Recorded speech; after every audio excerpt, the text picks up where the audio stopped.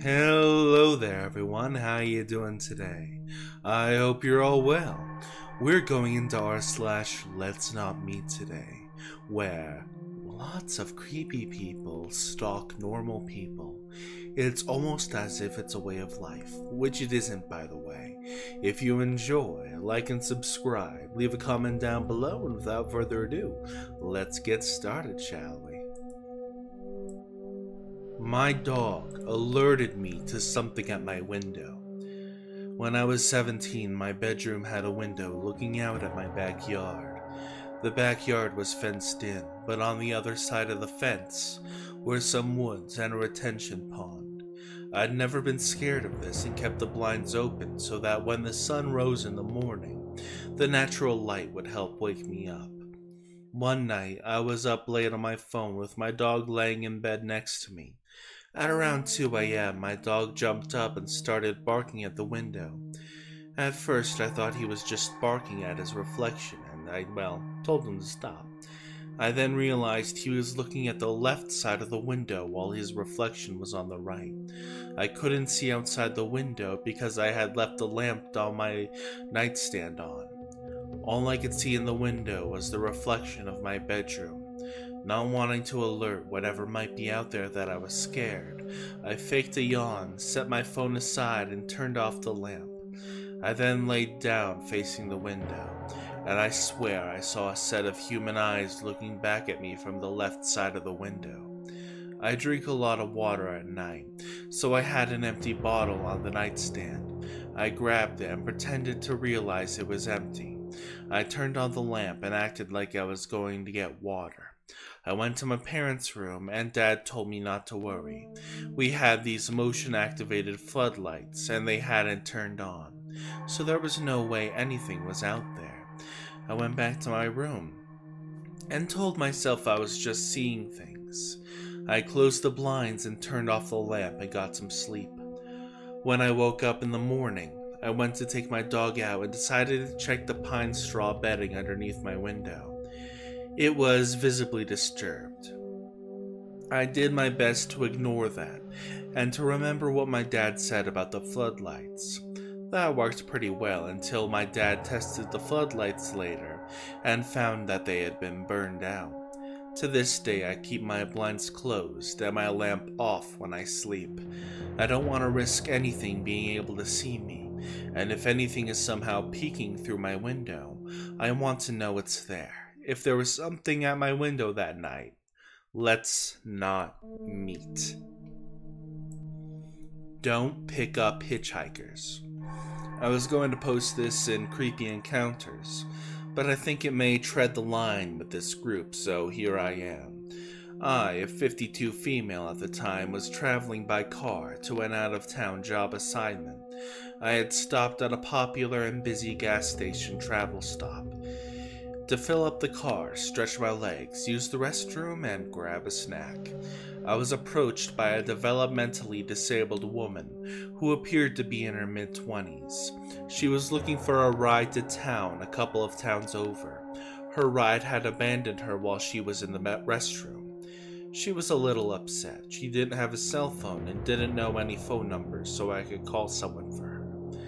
I checked with the employees at the store and they said that she had been there for an hour looking for a ride because she said her friends left her while she was in the restroom. I then made the decision to do something I've never done before: offer a stranger a ride. I wasn't going to town she wanted to go to, but I was heading in that direction, and I told her I could drop her off at the grocery store in the next town where I would be turning off to go to my destination. The grocery store was always busy, and it was very likely she'd have an easier time getting a ride to where she wanted to go. Also, she'd be 5 miles away from where she wanted to go instead of 25 miles, and she would have an easier time walking that distance if she had to. This was agreeable to her, and we set off. Right away, I noticed a van following us. I tried to lose the van, but it kept pace. Meanwhile, the woman wanted to play with my phone. I told her no, it wasn't a toy, it was for work, and I moved it out of her reach. The van speeds up and starts to get closer. The woman suddenly remembers her boyfriend's phone numbers and we need to call him. I can't use my phone while driving, and I was approaching the outskirts of the business district of the next town and no cell phone use while driving signs everywhere. I told her we're almost to the grocery store, you can call him from the parking lot. She becomes agitated and yells, "Now you have to take me home." I told you I can't do that, I'm not going there. It's in the opposite direction of where I need to go, and I'm expected soon. We'll call him from the parking lot. She becomes more upset and frustrated, and the van is getting closer. I pull into the grocery store parking lot. It's about 4 p.m. The grocery store is busy. I pull up in front of the store and ask for her boyfriend's number. And then she can't remember his number. She won't get out of the car and she's arguing with me, and the van is pulling into the parking lot. There's a sheriff's deputy parked nearby, and I roll down my window and signal that I need to speak to him. He walks over and asks me what's going on. I tell him where I met this woman, and now she won't get out of the car, and under my breath I tell him the van has been following us. The deputy tells the woman, "She brought you to where she asked her to. Now it's time for you to leave her car. Now." She slowly gets out of the car, and I ask once more for her boyfriend's number, and she says, "You're crazy, I don't have a boyfriend. Oh, look, there are my friends now," and she points to that van. The deputy and I share a look, and he says, "Give me your contact info. I can delay them for about 20 minutes while I check their license and registration, and lecture them about abandoning a special needs adult. You get out of here and I'll check on you before my shift is over.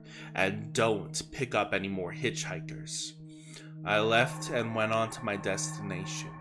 He called me to make sure I got to where I was going and told me that they were keeping an eye on the van and its owner. He told me he also contacted a colleague at the sheriff's department in the county where I was working, and that she would contact me in a day or two.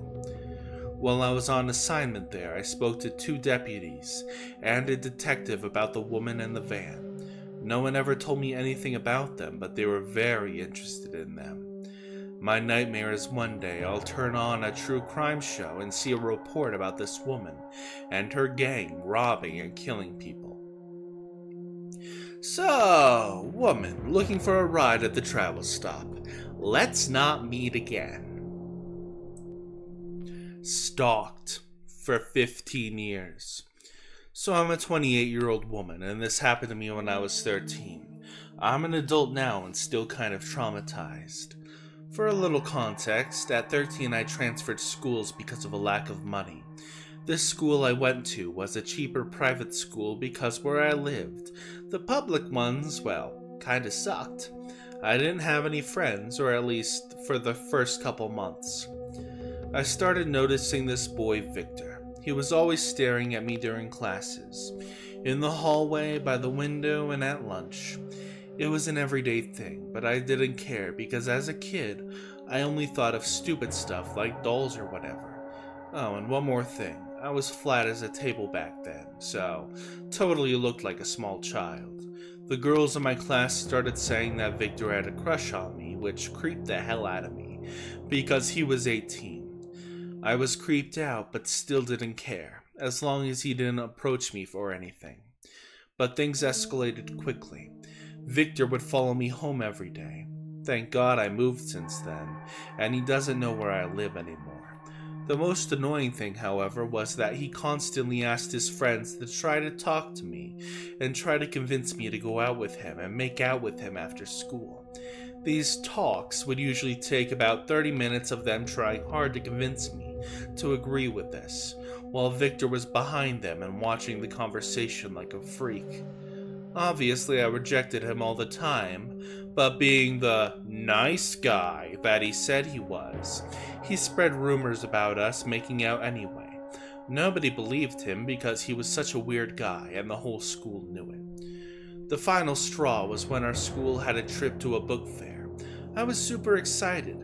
At this point, I had made a couple of friends. On the way to the book fair, I was on the bus with my friend, and Victor was on 3 seats behind us, and I could feel his eyes on me the whole way.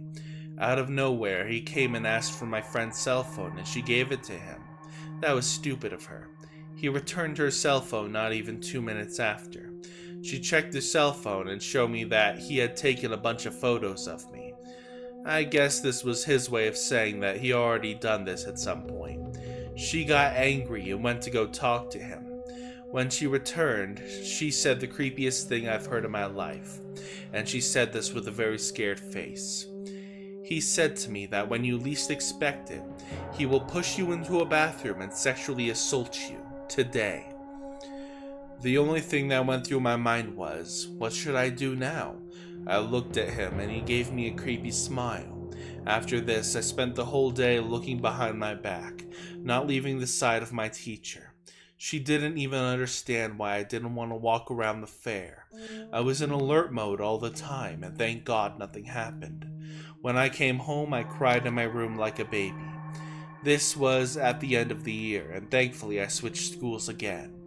I told this to my mom last year, and she was like, "Yeah, it happened. It happened to me too when I was your age." I'm so shocked about how this is such a common thing. I'm now 28, and I still see Victor on the streets. He has followed me around a few times. I always walk in circles until I lose him, but sometimes he waits for me outside the stores or restaurants. I think about what would have happened to me in the book fair if I didn't have my teacher next to me the whole time, and I wondered if one day he'll do something, or just keep up this creepy behavior. My brother saw a ghost as a kid. 2 decades later, I realized what he actually saw. I was about 7 years old. My brother was about 10. It was well past our bedtime when our mom woke up off the couch to put us to bed. Our dad worked construction out of town back then, so it was often just us. 3 at the house for weeks at a time. Up the stairs and to the immediate right was our parents' bedroom. Going left put you in the middle of the hallway. Taking another left down that hallway led to my brother's room. The opposite end was my room, which was also across the hall from our upstairs bathroom. At either end of the hallway are windowed doors we always kept locked and rarely used.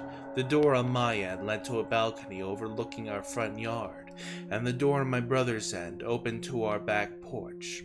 The house kinda leans into a small hill. My brother and mom had a habit of waking up in the middle of the night to use the bathroom. I only knew this because I was always a light sleeper, and they just couldn't help flushing with the door wide open.